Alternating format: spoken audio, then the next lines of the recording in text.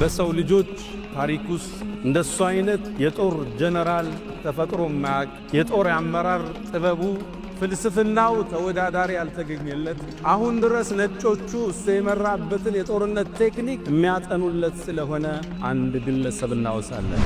ثم أخذ الراية ከዛም ባንዲራውን ተሸከመው የአላህ ሰይፍ እጅ ላይ ወደቀ አሉ ነቢ ዓለይሂ ሰላቱ ወሰላም። ያ ወሊድ አሉት፣ አይነ ኻሊድ? ኻሊድ የት ነው አንተ ወሊድ አሉት። አይመጣም እንዴ ወደ እስልምና? የአላህ መልእክተኛ ሰውፈ የእቲላሁ ቢ እንግዲህ አንድ የአላህ ቀልቡን መልሶት ይመጣ ይሆናል አልኳቸው። የኻሊድ አይነት አስተሳሰቡ የረቀቀ ግለሰብ እስልምና ከሱ ይሰወራል?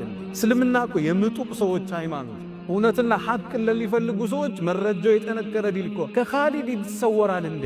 ያ ኻሊድ አታቅም እንዴ አሉት። እስልምና ወደ በሩ ስትገባ ያለፈውን ወንጀል እንደሚጠርግ አታቅም እንዴ አሉት። እሳነፋለ ከመስጂዱ ወጣ።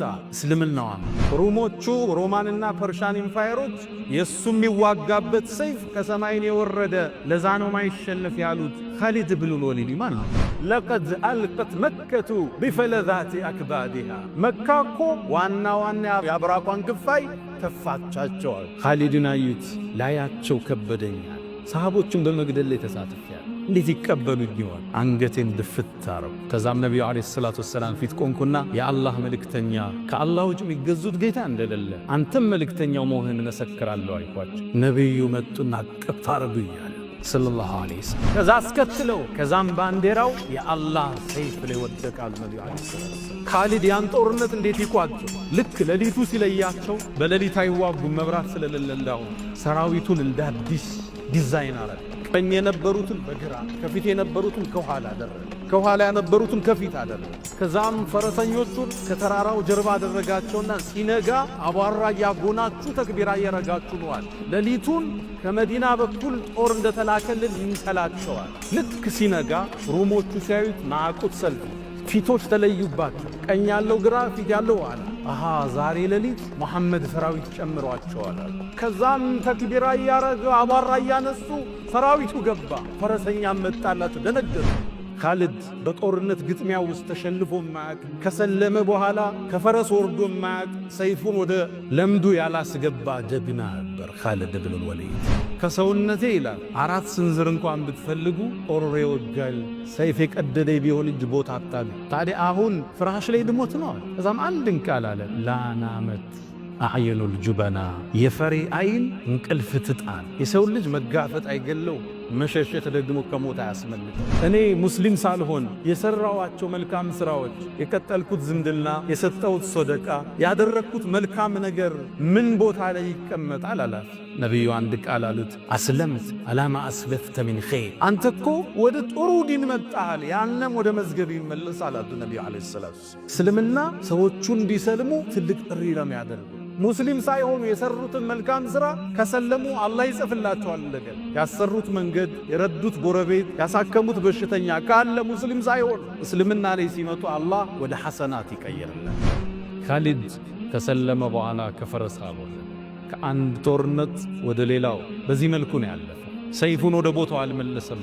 እኛም እስልምና የምናደርገው ጉዞ ብዕረኞች ብዕራችሁ እንዳትመልሱት፣ ቲክቶከሮች ቲክቶካችሁን ተጠቀሙበት፣ ዩቲዩበሮች፣ ባለሀብቶች ሁላችንም ከፈረሳችን አንውረድ፣ ከኃላፊነታችን አንሸሽ።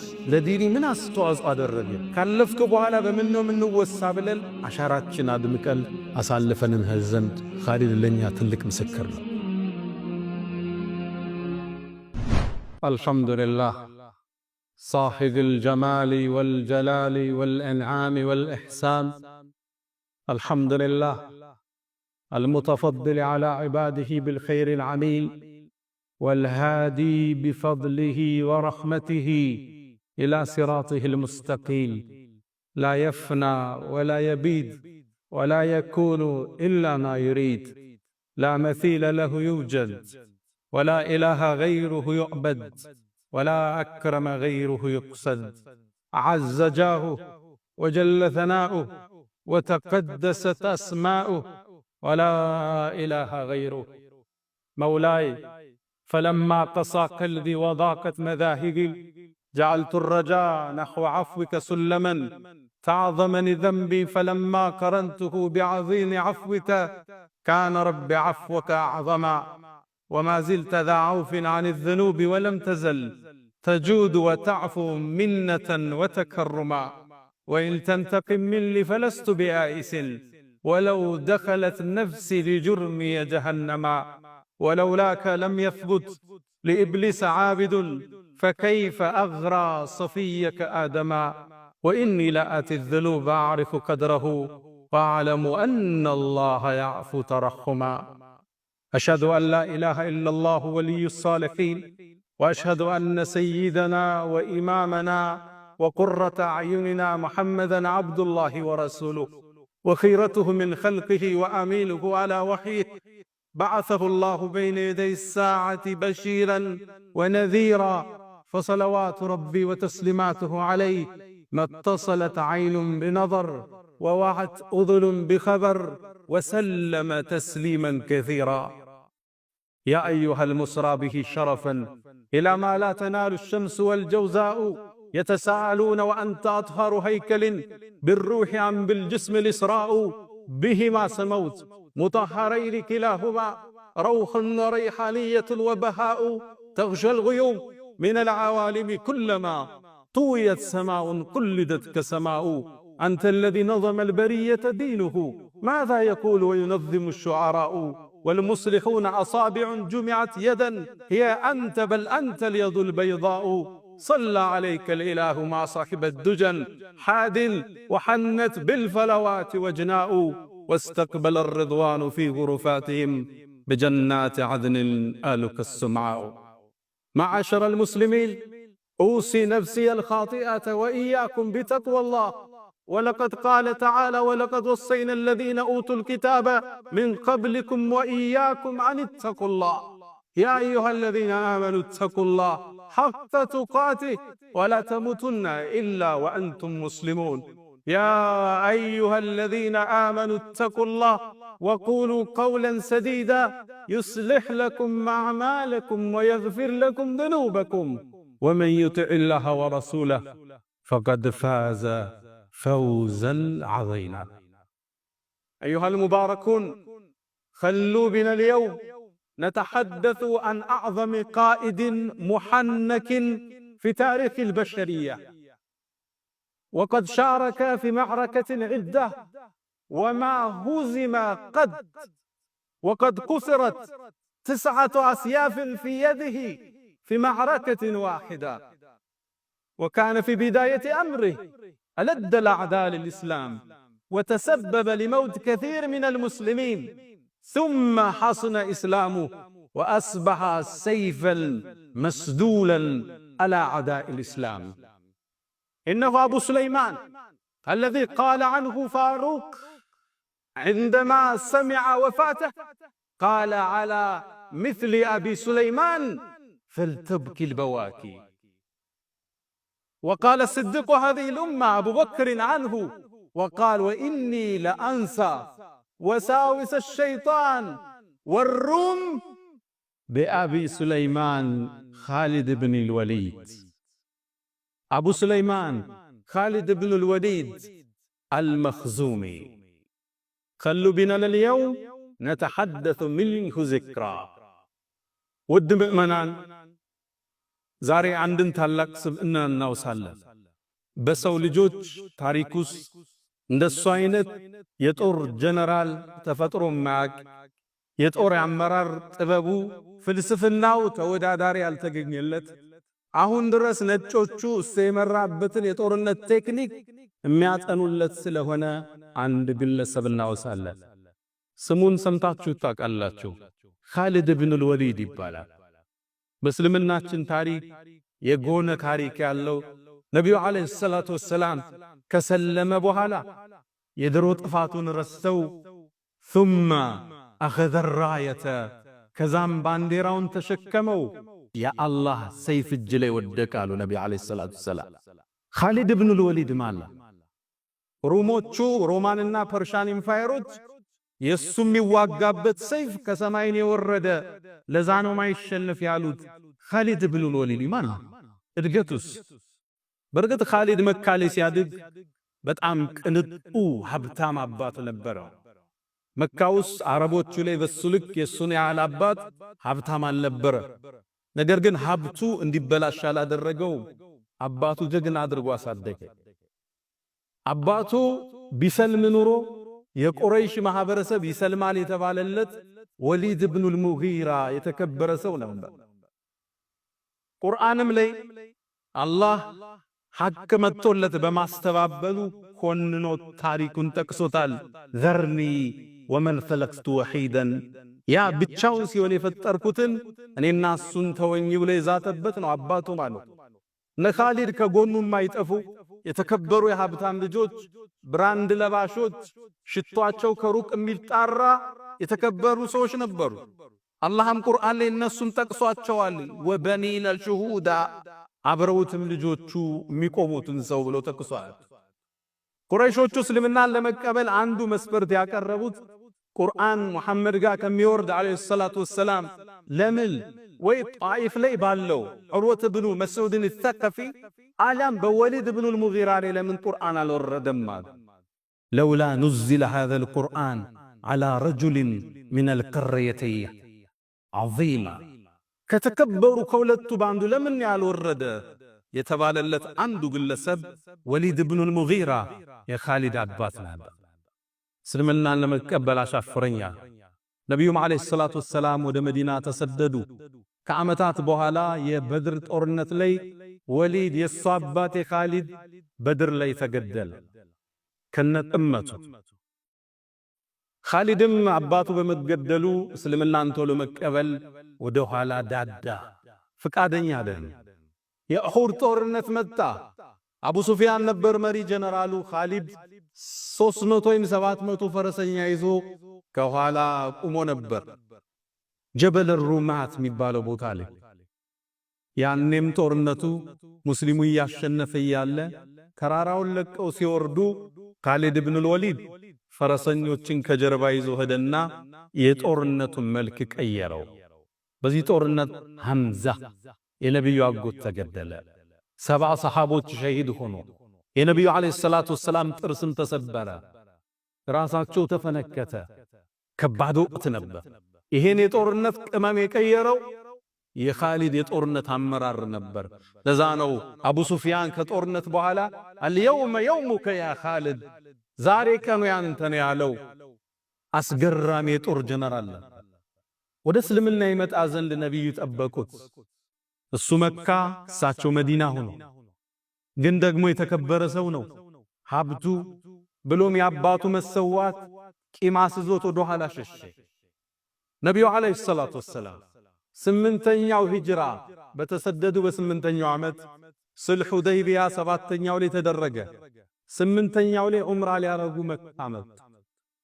ለ3 ቀን መካን ገብተው ሊወጡ ነው የተፈራረሙት። ሕጉ እሱ ነበር።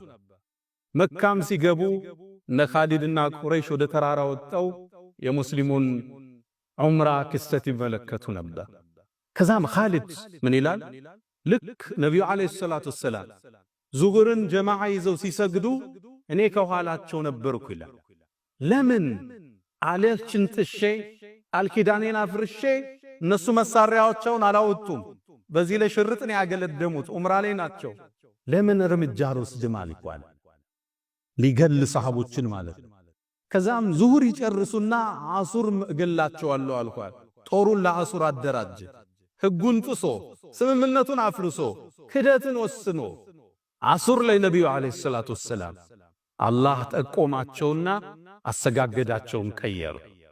ሶላቱል ኸውፍ የሚባል የጦርነት አሰጋገድ አለ። እሱ ሰገበ። ሶላቱል ኸውፍ ማለት ኢማሙ 4 ረክዓ ያሰግዳል። ከፈሎቹ ከኋላ ሲጠብቁ ከፈሎ ይሰግዳል 2 ረክዓ። 2 ረክዓ ላይ አሰላምተው ሲመለሱ ሌሎቹ ይመጡና 2 ረክዓውን ጨርሰው ከኢማሙ ጋር ያሰላምታሉ። ከዛም ኻሊድ ምን አለ? ላጠቃው እንደሆነ እንዴት አወቀ? ይሄ ሰው ከሰማይ እርዳታ አለው ማለት ነው አልኳል። የመጀመሪያ እስልምና ውስጥ ይገባል። በዚህ ላይ ያለው ነብዩ አለይሂ ሰላቱ ወሰላም ዑምራ ጨርሰው መካን ሊለቁ ሲሉ የኻሊድን ወንድም ማግኘት ሰልሟል። እሱ ወሊድ ኢብኑ አልወሊድ በአባቱ ስም ነው የተሰየመው። ያ ወሊድ አሉት አይነ ኻሊድ። ተመልከቱ የነብዩን የአመራር ጥበብ እዚህ ላይ የሊደርሺፕ ኳሊቲያቸውን ተመልከቱ። ኻሊድ የት ነው አንተ ወዲድ አሉት። አይመጣም እንዴ ወደ እስልምና? የአላህ መልእክተኛ ሰውፈ የእቲላሁ ቢ እንግዲህ አንዴ አላህ ቀልቡን መልሶት ይመጣ ይሆናል አልኳቸው። የኻሊድ አይነት አስተሳሰቡ የረቀቀ ግለሰብ እስልምና ከሱ ይሰወራል እንዴ? እስልምና እኮ የምጡቅ ሰዎች ሃይማኖት፣ እውነትና ሐቅን ለሚፈልጉ ሰዎች መረጃው የጠነከረ ዲል እኮ ከኻሊድ ይሰወራል እንዴ? ከዛ ማስከተሉና የኻሊድን ልብ የሚነካ መልእክት ሰጡት። አይ ኻሊድ ምን ነው ይሄን የጦርነት ችሎታውን እኛ ጋር ሆኖ ጠላት ላይ ቢያረገው ምን ነበር? ቢመጣልን ኑሮ ከሌላው በፊት እናስቀድመው ነበር፣ ስልጣን ምን ሰጠዋለን አሉ ነብዩ አለይሂ ሰላቱ ሰላም። ወሊድ ወንድሙ ይህን ሲሰማ በነብዩ አፍ መሰማቱ የኻሊድ ስም ደስ ኻሊድን ፈለገው፣ አላገኘ። መካን በሶስተኛው ቀን ለቀው መውጣት ነበረባቸው። መካን ለቀው ሲወጡ ደብዳቤ ጻፈለት። አንተ ኻሊድ ሆይ ዛሬ ነብዩ አንተን ስም አነሱ፣ ስላንተም እንዲህ ብለው አሉ የሚል ደብዳቤ ላከለት። ኻሊድ ደብዳቤውን ሲያነበው በጣም ተደሰተ። ነብዩ የኔን ስም አነሱ? አዎ። እኔን አስተሳሰው የመጠቀ ነው አሉን? አዎ። በህድላቸውም ከፍ ያረጉኛል አያወርዱኝ፣ መጨረሻ ነው የመጣ ብለው ካሁን በፊት ሰሃባ ገላል ብለው ገሸች ያረጉኝ? አዎ። ልቡ ተነካ። የነብዩ ንግግር ማረከው። ከዛም ይላል ኻሊድ ምን ይላል? ቤት የገባውና ማሰላሰል ጀመረ ስለ እስልምና ስላሳለፈው ጉዞ። መጨረሻ ተኛው ይላል። በህልሜ አንድን ህልም ተመለከተ። ያየው ህልም ወሰላች ጠባብ ጨለማ መሬት ላይ ቁጭ ብሎ የዱር እንስሳ የበዛበት መሬት ላይ ከዛ ጠባብ ጨለማ የዱር እንስሳ ከበዛበት ቦታ ወጦ ብርሃናማ አረንጓዴ መስክ ወደ በዛበት ሰፊ መስክ ሲወጣይ ተነሳ። ህልሙን አስተረጎመው። አንተማ ካለህበት የሽርክ አስተሳሰብ ወደ እስልምና ልትገባዋል። ወሰነ ሊሰል ወደ መዲናማ ቀና ወደ ነብዩ አለይሂ ሰላቱ ወሰላም መንገድ ላይ አንድን ጓደኛው አገኘ፣ ይዞ ሄደ። ሌላም መዲና መዳረሻ ላይ አምር ኢብኑል አስ የሚባል ታዋቂ በአረቦቹ ታሪክ እንደሱ ስትራቴጂክ የለም ይባል ሰው አለ። አብረው መዲና ገቡ።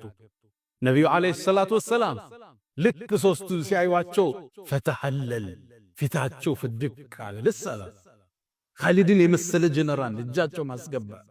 ከዛም ምን አሉ? ለቀድ አልቀት መከቱ ቢፈለዛቲ አክባዲሃ መካ እኮ ዋና የአብራኳን ክፋይ ተፋቻቸዋል። ኻሊድን አዩት፣ ላያቸው ከበደኛል። ሰሃቦቹን በመግደል ላይ ተሳትፈዋል። እንዴት ይቀበሉኝ ይሆን? አንገቴን ድፍት አረኩ። ከዛም ነብዩ አለይሂ ሰላቱ ወሰላም ፊት ቆንኩና የአላህ መልእክተኛ ከአላህ ውጭ የሚገዙት ጌታ እንደሌለ አንተም መልእክተኛው መሆንህን መሰክራለሁ አልኳቸው። ነብዩ መጡና አቀፍ አረጉኛል ሰለላሁ ዐለይሂ ወሰለም። ፍቅር መስጠት የሚችሉ አመራር የሚችሉ ነብይ ናቸው። ሰው አቧራውን አርግፎ ሲመጣ እንደ አዲስ የሚቀበሉ አመራር ናቸው። ከዛም ያዛቸውና የአላህ መልእክተኛ አላት፣ እኔን አላህ ያሳለፍኩትን ይምረኛል እንዳላቸው። ለሰሃቦች መገደል ሁሉ እሱ ሰበብ ነበር። ያ ኻሊድ አታቅም እንዳሉት እስልምና ወደ በሩ ስትገባ ያለፈውን ወንጀል እንደሚጠርግ አታቅም እንዳሉት ደስ አለው። ከመስጂዱ ወጣ፣ እስልምናው አማ እሱ በሰለመ በተወሰነ ጊዜያት ውስጥ ነብዩ አለይሂ ሰላቱ ወሰላም ከሩሞቹ ጋር አንድ ፍልሚያ ገጠማቸው። እሳቸው የአረቡን ዓለም እያደራጁ ነበር። የውጭ ግን ሮማን ኢምፓየር እሳቸው ላይ ጥቃት ፈጸመ። አንድ ደብዳቤ አስዘው አንድ ሰሃባ ልከው ነበር። አምባሳደር ነው የላኩት። እነዛ ግን ተቀብለው ገደሉት። በዓለም ታሪክ ውስጥ አምባሳደር አይገደልም። ሁለት አገር ጦርነት ሊያውጁ ከፈለጉ አምባሳደሮቻቸውን ነው የሚጠሩ። አምባሳደር አይገደል። ገደሉት። ነብዩ ተበሳጩ። ጦር አሰለፉ። 3000 ጦር አደራጁት። ጦሩ 3 መመሪያ ሰጡ። ዘይድ ኢብኑል ሐሪሳ ሰሃባ ነው። እሱ ከተገደለ ባንዴራውን አመራሩን ለጃዕፈር ስጡት አሉ። ዳጎታቸው ላይ ጃዕፈር ኢብኑ አቢ ጣሊብ እሱ ከተገደለ ለአብደላህ ኢብኑ ረዋሃ ስጡት ብለው ጦርነቱ ይሻ። ጦርነቱ ከባድ ነበር። ሙእታህ ሊባል ቦታ ላይ ደረሰ። እነዛ ልብ በሉ 200,000 ጦር ይዘው መጡ። ሙስሊሞቹ 3,000 ናቸው። አንድ ሰው 70 ሰው አካባቢ ነው የሚገጥመው ማለት ነው። ግን የታገሉት በሰይፍ አልነበረም፣ በኢማናቸው ዘመቱ። ፍልሚያው ተጀመረ። ዘይድ ባንዲራው የያዘው መጀመሪያ ተገደለ። ከዛም ቆይቶ ጃዕፈር ተገደለ። ጃዕፈር ባንዲራውን ይዞ ነበር፣ እጁን ቆረጡት። በግራ እጁ ያዘው፣ ግራ እጁን ቆረጡት። በሁለቱ በተቆረጠው እጁን ያዙት፣ አንገቱን ቆረጡት። ከጃዕፈር በኋላ አብደላህ ብኑ ረዋሃ ባንዲራውን አነሳ፣ እሱም ተገደለ። መጨረሻ ላይ ሰሃቦቹ ማን ይምራው ያን ጦርነት? ከኻሊድ የተሻለ ጀነራል የለም። ከሰሃቦቹ ውስጥ አንዱ ባንዲራውን አነሳና ወደ ኻሊድ ይዞ ተደ። ኻሊድ ያስኩት ላንተ ነው፣ ዛሬ ይህን ጦርነት ታደገዋል። ያኔ የጦርነት ስትራቴጂውን መሬት ላይ አወረደ። ነቢዩ ዓለይሂ ሰላቱ ወሰላም እሳቸው ሰራዊቱን ልከዋል። መዲና ላይ ቆመው የጦርነቱን ክስተት ለሰሃቦች ይነግሯቸው ነበር። ጦርነቱ ተጀመረ፣ ፍልሚያው ጦፈ። መጀመሪያ ዘይድ ተገደላኑና እንባቸው በጣ ነቢዩ ዓለይሂ ሰላቱ ከዛም ባንዲራውን ጃዕፈር አነሳው፣ ጃዕፈርም ተሰዋ። ከዛም ባንዲራውን አብደላህ ብኑ ረዋሃ አነሳው፣ እሱም ተሰዋ። ከዛ አስከትለው ከዛም ባንዲራው የአላህ ሰይፍ ላይ ወደቃል። ነብዩ አለይሂ ሰላቱ ኻሊድ ያን ጦርነት እንዴት ይቋጨው? ልክ ሌሊቱ ሲለያቸው በሌሊት አይዋጉም፣ መብራት ስለሌለው ሰራዊቱን እንደ አዲስ ዲዛይን አረገ። ቀኝ የነበሩትን በግራ፣ ከፊት የነበሩትን ከኋላ አደረገ፣ ከኋላ የነበሩትን ከፊት አደረገ። ከዛም ፈረሰኞቹን ከተራራው ጀርባ አደረጋቸውና ሲነጋ አቧራ ያጎናችሁ ተክቢራ ያረጋችሁ ነዋል። ሌሊቱን ከመዲና በኩል ጦር እንደተላከልን ይምሰላቸዋል። ልክ ሲነጋ ሩሞቹ ሲያዩት ማዕቁት ሰልፊ ፊቶች ተለዩባቸው። ቀኝ ያለው ግራ፣ ፊት ያለው ኋላ። አሃ ዛሬ ሌሊት መሐመድ ሰራዊት ጨምሯቸዋል። ከዛም ተክቢራ ያረጋ አቧራ ያነሱ ሰራዊቱ ገባ። ፈረሰኛም መጣላቸው፣ ደነገጡ፣ ብዙዎችን ገደሏቸው። ከዛም ኻሊድ አንድ ስቴፕ ወደ ኋላ ሸሸና ተመለሰ። ሲመለስባቸው በሌላ ሰራዊት የመጣ መሰላቸው። ደንግጠው ሲቆሙ እሱ ተመልሶ መዲና ገብቷል። እንዳይመጡ አሳቸው እስከሎ ሊገሉ ነው ብለው እነሱን ተመለሱ። በዚህ ሲስተም ጦሩ ሙሉ ለሙሉ ሳያልቅ ወደ ነብዩ ይዞት ተመለሰ ኻሊድ ረዲየላሁ ተዓላ። ያኔ ሰሃቦቹ ሽንፈት ስለማያውቁ እንዴት ትሸሻላችሁ ከጀነት አንቱም ፉራር ፈሪዎች ሸሾች አሏቸው። ነብዩ ተቀበሉ። በል አንቱሙል ኩራ ገና ተመልሳችሁ ታጠቋላችሁ አለ ነብዩ አለይሂ ሰላም። ኻሊድ ኢብኑል ወሊድ የመጀመሪያ ታሪኩ ጥቁር ደብዛዛ ነበር። በሰሃቦቹ መሞት ተጠያቂ ነበር። አሁን ደግሞ የእስልምና ጋሻ የእስልምና ባንዲራ እንጂ የአላህ ሰይፍ ሆኖ ቀጠለ። ኻሊድ ኢብኑል ወሊድ ከዛም በኋላ በርካታ ጦርነቶችን መርቷል። የጦርነት አሰላለፉ በታሪክ ተደግሞ ያቅም እሱን የሚመስል አልመጣም ይላሉ አውሮፓውያኖቹ።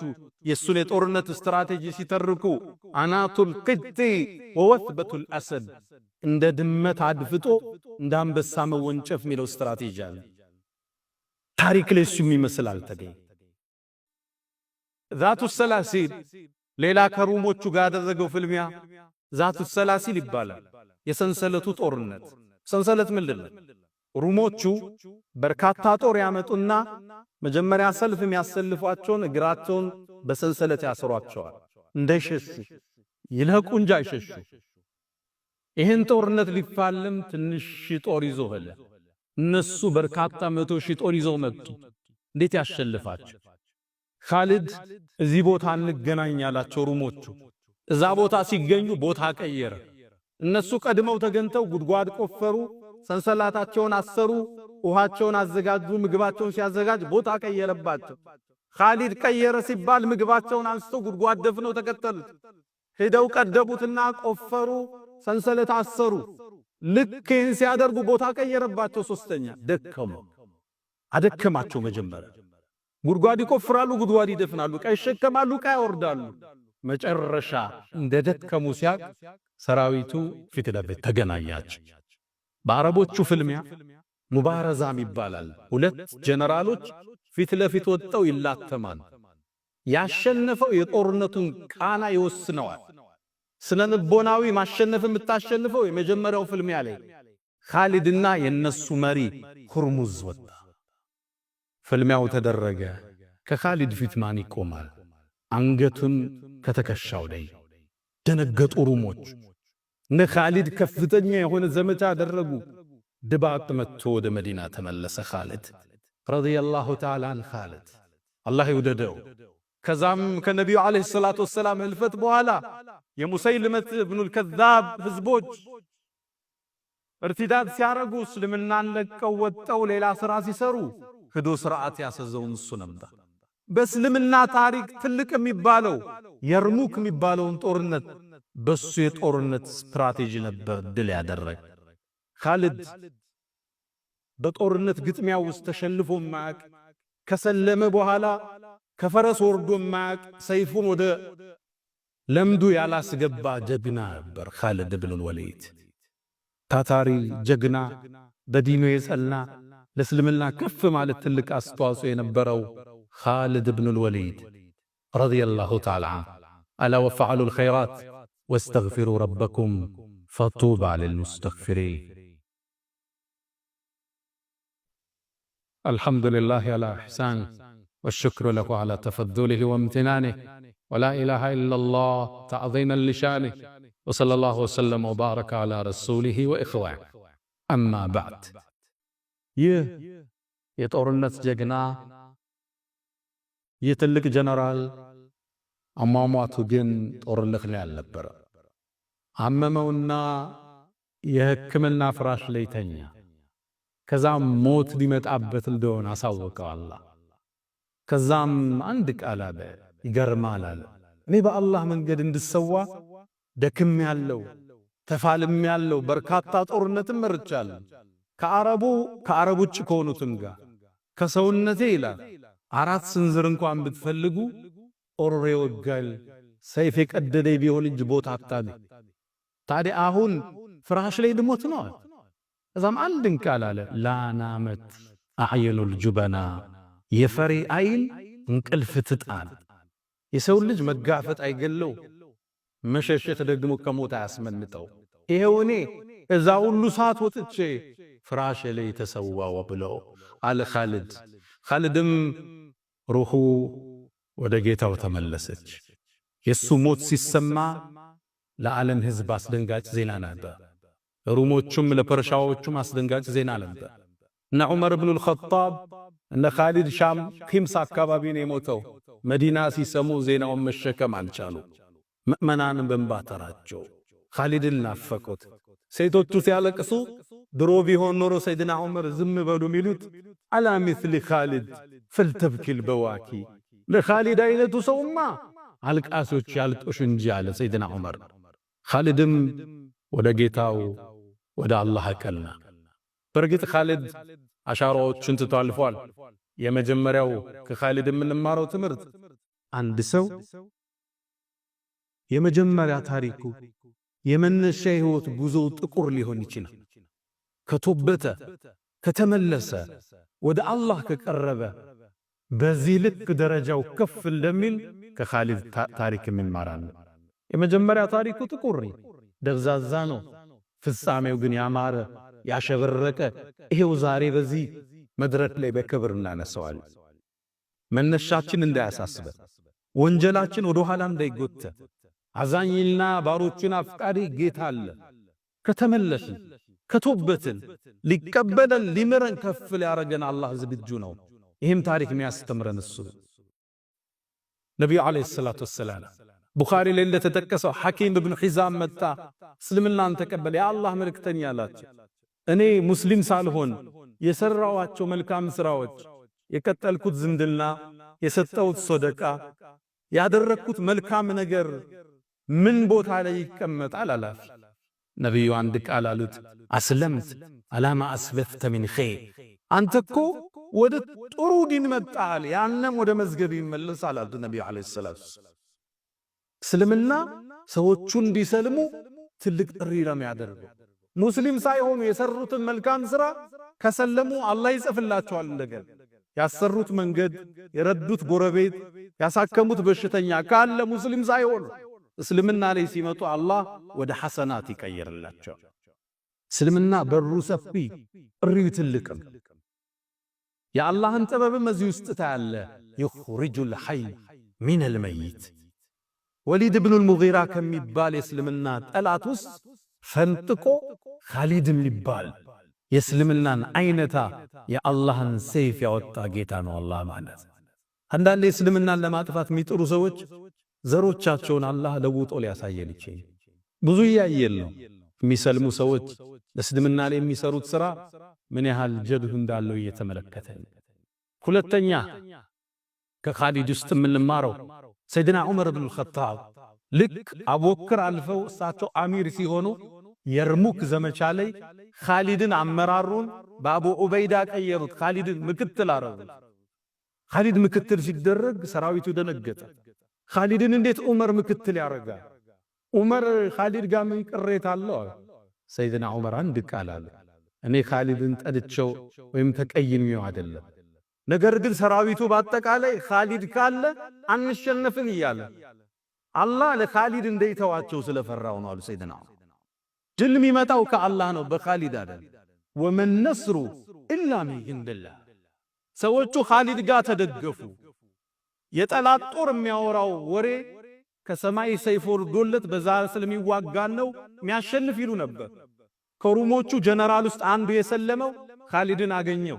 አንተ ኻሊድ ወይ እውነቱን ንገረኝ፣ ኢነል ሑረ ላ የክዚቡ፣ ሑር ሰው እኮ አይዋሽል፣ ሰይፉ ከሰማይ ወርዶ ነቢዩ መሐመድ ነው ታገልበት ብለው የሰጡሃል።